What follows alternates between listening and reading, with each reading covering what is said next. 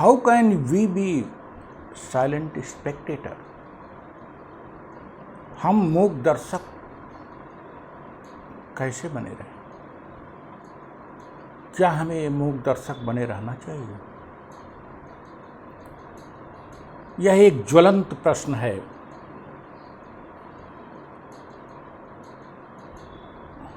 वर्तमान समय में सभी बुद्धिजीवियों, सभी प्रगतिशील लोगों के लिए।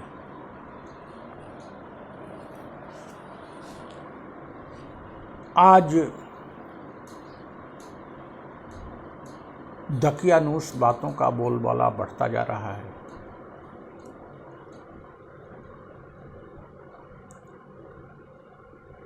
मानवीय संवेदनाएं पक्षपातपूर्ण ढंग से कार्य करने लगी हैं। Human sentiments itself become biased. पिछले कुछ वर्षों तक पूर्वोत्तर राज्यों में या जम्मू कश्मीर में सैन्य शासन, अफस्पा जैसी बातें जब लागू होती थी तो अन्य भारतीयों की संवेदनाएं नहीं जागृत होती थी। मान लिया जाता है कि राष्ट्र के व्यापक हित में, राष्ट्रीय एकता की दृष्टि से ऐसा हो रहा हो। लेकिन अब तो हदें पार हो गई हैं। हमारे कुछ बायस्ड युवाओं का खून नहीं खौल रहा है। किसान आंदोलन के प्रति भी उनमें संवेदनशीलता नहीं देखी जा रही है। बेरोजगारी, आर्थिक विपन्नता पर भी उनकी संवेदन शून्यता जग जाहिर है, सोशल मीडिया पर रोज देखी जा सकती है। आज के युवा को इस तरह से उद्वेलित किया जा रहा है कि वे पुरातन को ही पूर्ण सत्य मानकर कुछ सत्तासीन लोगों का अनुकरण करते रहे।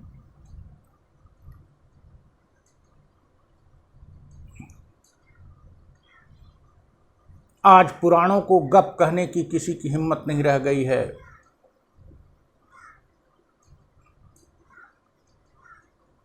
पौराणिक गाथाओं को ऐतिहासिक स्वीकार रूप में माना जाने लगा है।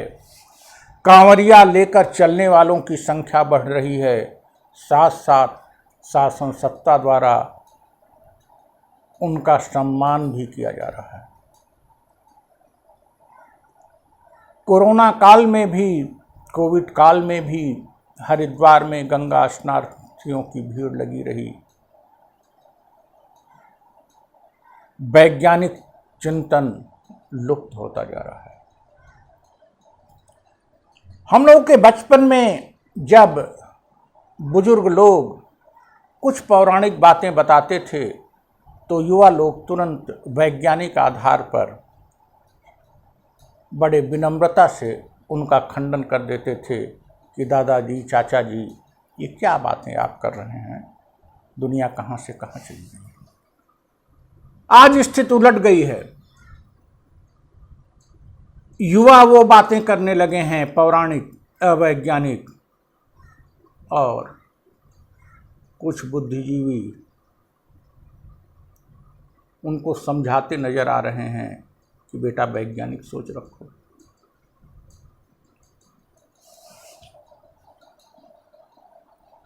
ब्रिटिश पीरियड में भी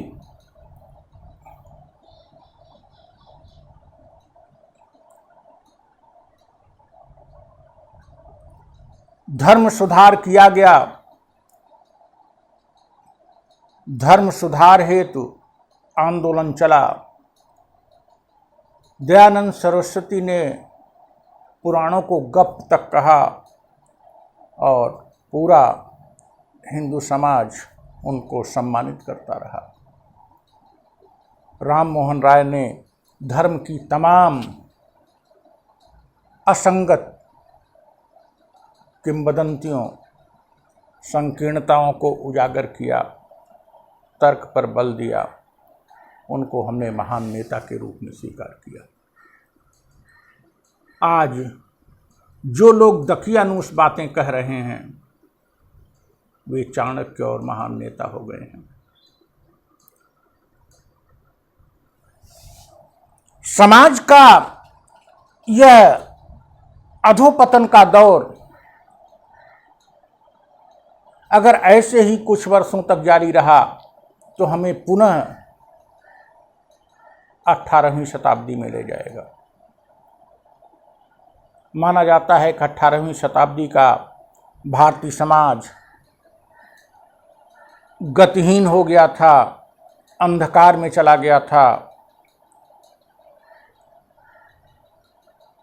कट्टरता बढ़ी थी, शिक्षा का कोई स्थान नहीं था और धार्मिक चिंतन में भी अधोपतन हुआ था। इन स्थितियों में 19वीं शताब्दी में धर्म और समाज सुधार आंदोलन चले थे और उसका परिणाम पूरी 20वीं शताब्दी तक हम लोगों को मिला। तेजी के साथ भारत और भारतीय प्रगति के पथ पर अग्रसर हुए। हम एक के बाद एक नई ऊंचाइयां छूते गए, लेकिन 21वीं सदी में हम कहाँ जा रहे हैं?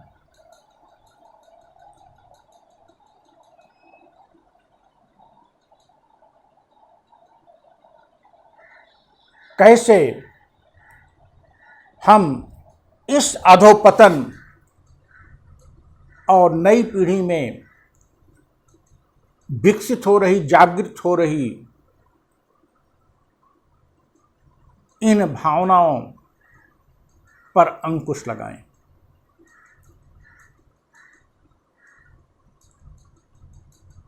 अब वैदिक सभ्यता 3500 साल पहले थी। हड़प्पा सभ्यता हमारी सबसे प्राचीन नगरी सभ्यता थी। इसको कुछ लोग नकार कर द्वापर, त्रेता, सतयुग की बात करने लगे हैं। जैसे पाषाण युग में, पूर्व पाषाण काल में जब मानव की वर्तमान जाति आई नहीं थी, तभी पता नहीं क्या क्या विकास हो गया था। क्या बातें करते चले जा रहे हैं और इसी को इतिहास मान रहे हैं। ऐसा क्यों हो रहा है? ऐसा करने के लिए एक सुनियोजित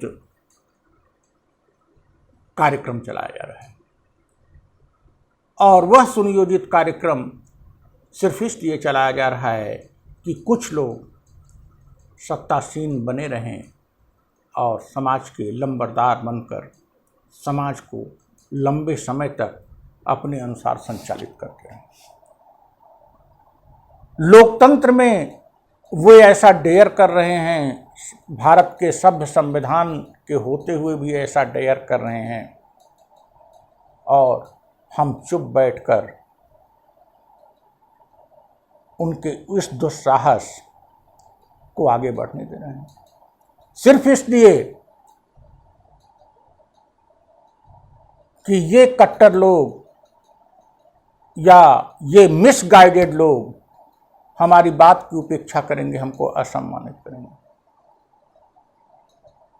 राम मोहन राय का भी प्रतिरोध हुआ था, महात्मा गांधी का भी प्रतिरोध हुआ था। जवाहरलाल नेहरू को 9 साल जेल में रहा था। भगत सिंह जैसे लोगों को फांसी की सजा हुई थी। कबीर का भी विरोध हुआ था।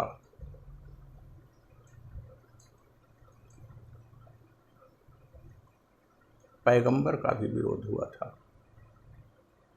जीसस को सूली पर लटका दिया गया था। इतने बलिदान की हमको जरूरत नहीं है, हमको कुछ गालियां खानी पड़ सकती हैं, हमसे कोई अतार्किक व्यक्ति वाद विवाद कर सकता है। संवैधानिक शासन में प्रधानमंत्री और मुख्यमंत्री भी हमें सूली चढ़ाने का आदेश नहीं दे सकते, हमको जेल भेजने का आदेश नहीं दे सकते। इन स्थितियों में भी हम मूर्ख हैं।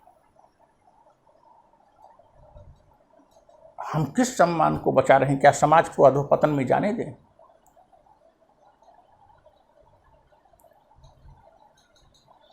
मैं आह्वान करता हूं ऐसे तमाम बुद्धिजीवियों का, ऐसे तमाम प्रगतिशील लोगों का, कि वे ऐसे दकियानूस लोगों से भय छोड़ दें। ये लोग रामायण महाभारत को, राम और कृष्ण हमारे आराध्य देव हैं ब्रह्म के रूप में, हम सभी उनकी पूजा अर्चना करते हैं। लेकिन रामायण में 100 साल यज्ञ चला, 1000 साल लोग जीवित रहे, और महाभारत में ऐसा रहा, ये सब सच मानने रहे।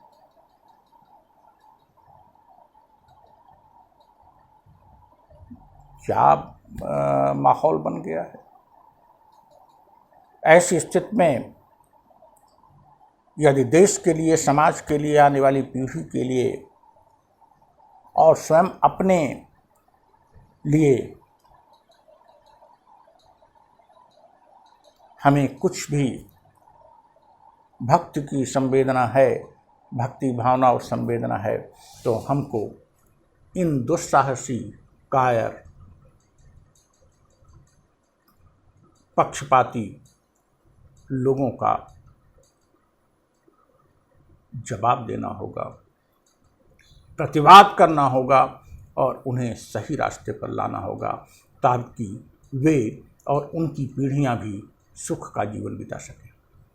ऐसे लोग स्वयं को तो एक संकुचित मानसिकता के घेरे में सारे सुखों से अपने को वंचित किए हुए हैं, साथ साथ अपनी आने वाली पीढ़ियों को जो संस्कार दे रहे हैं वो नितांत इस शताब्दी के संदर्भ में, इस आधुनिक युग के संदर्भ में नितांत दुर्भाग्यपूर्ण है, चिंताजनक है। Thank you.